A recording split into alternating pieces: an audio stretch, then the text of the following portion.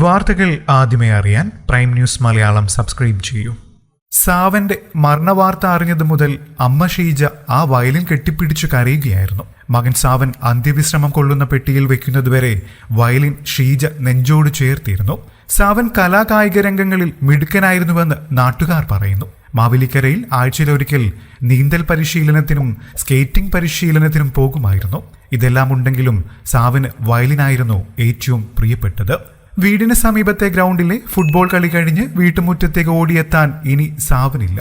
ഒരു വിളിക്കപ്പുറം ഓടിയെത്തിയിരുന്ന കൊച്ചുമകന്റെ ചേതനറ്റ ശരീരത്തിനരികെ മുൻ അധ്യാപകൻ കൊച്ചുകുഞ്ഞും സരസമ്മയും നിശ്ചലരായി. ഏറെ ലാളിച്ചു വളർത്തിയ കൊച്ചുമകന്റെ വിയോഗം ഇരുവർക്കും താങ്ങാവുന്നതിലും അപ്പുറമായിരുന്നു. മാവേലിക്കരയിൽ ആഴ്ചയിലൊരിക്കൽ നീന്തൽ പരിശീലനത്തിനും സ്കേറ്റിംഗ് പരിശീലനത്തിനും സാവൻ പോകുമായിരുന്നു. സാവന്റെ മാതാപിതാക്കളായ ഖത്തറിൽ ജോലി ചെയ്യുന്ന ബിനിലും തൃശൂരിൽ നഴ്സിംഗ് ട്യൂട്ടറായ ഷീജയും ജോലിക്കായി വീട് വിട്ടു നിൽക്കുന്നതിനാൽ കൊച്ചുമക്കൾ എപ്പോഴും അപ്പൂപ്പനും അമ്മൂമ്മയ്ക്കുമൊപ്പമായിരുന്നു. നടക്കാൻ ബുദ്ധിമുട്ടുള്ള കൊച്ചുകുഞ്ഞിന്റെ പ്രധാന സഹായിയും സാവനായിരുന്നു. യദു എന്ന ഓമന പേരാണ് അടുപ്പക്കാർ സാവനെ വിളിച്ചിരുന്നത്. മൃതദേഹം സംസ്കാരത്തിനായി എടുക്കുമ്പോൾ ബിനിലിനെയും ഷീജയും നിയന്ത്രിക്കാൻ ബന്ധുക്കൾ പാടുപെട്ടു. ഏക സഹോദരി സാൻവിയുടെ കരച്ചിലും നാട്ടുകാരുടെ മനസ്സിൽ നീറ്റലായി. രാഷ്ട്രീയ, സാമൂഹിക, സാംസ്കാരിക രംഗത്ത് പ്രവർത്തിക്കുന്നവരും ചാരുമൂട്ടിലെ വ്യാപാരികളും തദ്ദേശ സ്വയംഭരണ സ്ഥാപന ജനപ്രതിനിധികളും സാവന് അന്തിമോപചാരം അർപ്പിച്ചു.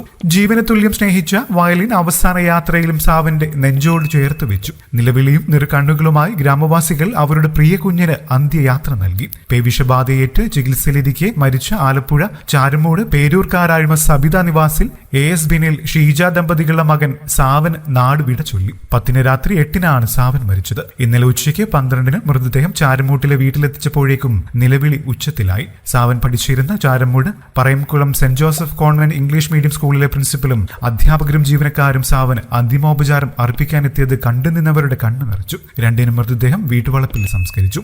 3 മാസം മുൻപ് സ്കൂളിലേക്ക് സൈക്കിളിൽ പോകുമ്പോൾ ആക്രമിക്കാൻ വന്ന തെരുവുനായയുടെ മുന്നിൽ സൈക്കിളിൽ നിന്നും വീഴുകയായിരുന്നു. ഈ സമയം സൈക്കിളിന്റെ ടയറിൽ തെരുവുനായ കടിക്കുകയും ചെയ്തു. സൈക്കിളിൽ നിന്ന് വീണ സമയം നായയുടെ നഖം സാവന്റെ കാറിൽ കൊണ്ടതായാണ് നിഗമനം. എന്നാൽ സാവൻ ഇക്കാര്യം വീട്ടുകാരോട് പറഞ്ഞിരുന്നില്ല.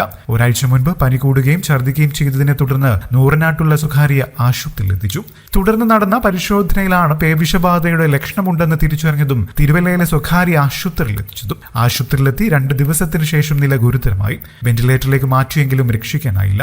വിദേശത്തായിരുന്ന പിതാവ് ബിനിൽ സംഭവം അറിഞ്ഞ് 7 നാട്ടിലെത്തിയിരുന്നു.